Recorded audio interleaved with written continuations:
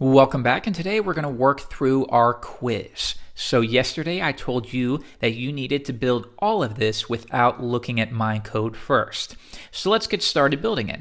I'm going to go and move this to the left side of my computer. That way I can bring up the editor on the right. Now if you're a Mac user, this isn't built into the Mac by default. You can download an app called Moom, and that will allow you to do this. Next, I'm going to get rid of the sidebar here by going to View, Sidebar, Hide. So now let's get started converting the markup that you see here.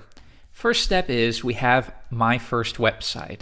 So I will copy that, and that should be placed in a top level heading. It is the most important thing. This is my website. Next, we have just a little bit about our website, and that makes sense to place it within perhaps a paragraph tag. So we'll do that now. Next, we have a list of things I enjoy. The correct way to display this is using an unordered list. Remember, the order is not important, so we don't use an OL or an ordered list, we use a UL. Next, we have a subheading here. And this is where we will use either an H2 or an H3 tag is appropriate here. In this case, I chose an H3, but if you did H2, that's right too. Here we have two quotes. So I'm going to copy each one and remember to use a block quote. Now, while you can get away with pasting in the quote directly within the block quote, technically you should use a paragraph or some other styling element within it. I typically use a paragraph element though. Next, I'm going to copy this and duplicate it, and we'll replace this one with and another. Good, so that markup looks pretty good to me. I'm going to open this in a new tab, and now you can see very similar, but we need to add a little bit of styling here. So to do that, I need to reference a style sheet.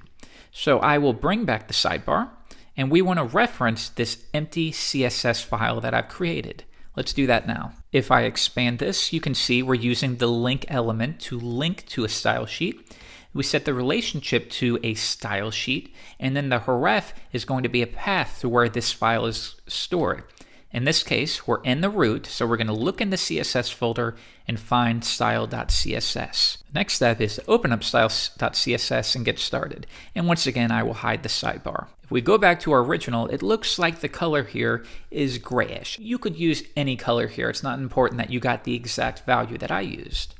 I'm going to reference the body element, because that is our parentmost element here, and that's very common for using things like background colors for your website. Background, E3, E3, E3. Now you could also use background-color.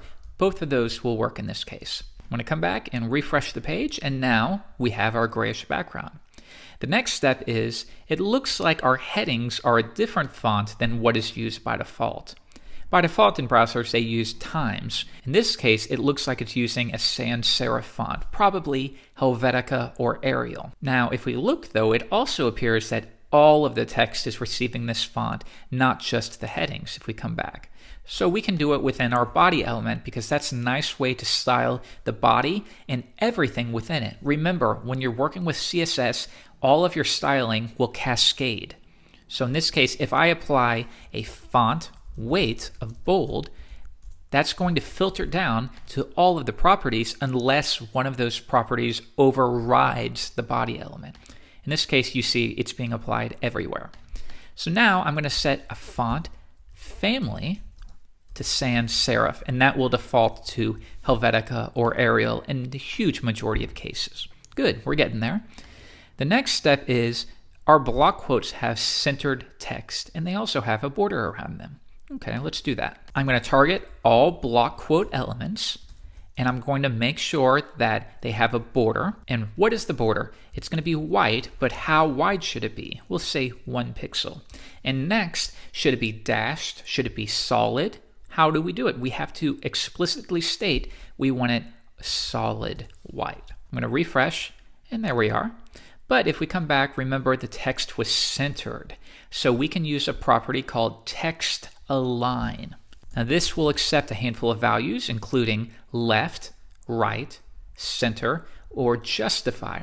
Now, justify is similar to maybe if you're reading a book where all of the text will go to a certain mark on the right side of the page. And the way they do this is by slightly adjusting the space between each word to make sure that every single line ends at the exact same spot. Generally, in the web design industry, you'll find it's frowned upon. Web design and web copy is not the same as print. So usually you want to stick with left. Try not to center all of your text. It looks amateurish, but in this case, we'll get away with it. I'm going to come back and refresh, and that's looking good. Now, a couple more things we need to do here, though. I want you to notice the border of our block quote lines up perfectly with our headings. Lines are important in web design, but in this case, it's not. And why is that? And that's because it is picking up the browser's default style sheet.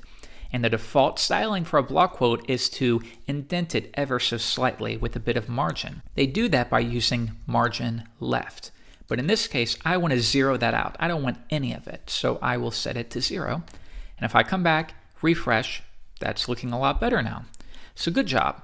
If you've gotten all of these right, pat yourself on the back. You have one last thing though. I'm going to expand this and note that our example first website is centered, whereas what we have right here is taking up all of the available space, as you can see with the block quote right here. So we need to specify a width to our website and make sure that it is centered. Now we could have applied this to the body element, and we could have said width 600 pixels. It doesn't matter what value you specified as long as you understood that you needed to limit the width. I'm going to refresh, and now can you see that it's no longer taking up all of the available space, it's only taking up 600 pixels worth. And then we're going to use the trick we learned in a previous lesson of specifying that the margin left and the margin right have to be identical in width. And now that centers that on the page. Now, while we could have done this on the body element, and this is perfectly okay for simple websites,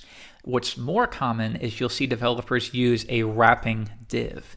So they might do something like this, div class equals wrap, and then they will surround all of their primary content within. And then rather than using the body, they will place this styling within the parent wrap. Now if I refresh, we're getting the same effect, but this is a little bit cleaner. For larger projects, you'll want to do this in most cases. So the last thing we'll go over, you might be wondering, why did I use a class rather than an ID? Now if we refresh, that won't take effect anymore because remember, we use periods for classes, pound signs for identifiers. Now we could use an ID and that would probably be okay. In fact, most of the time this will be okay. However, if you anticipate yourself needing this styling for anything else, it's always a good practice to use classes. Now, there are a variety of reasons why this is true. A lot of them are a little higher level when it comes to cascading and selector weight.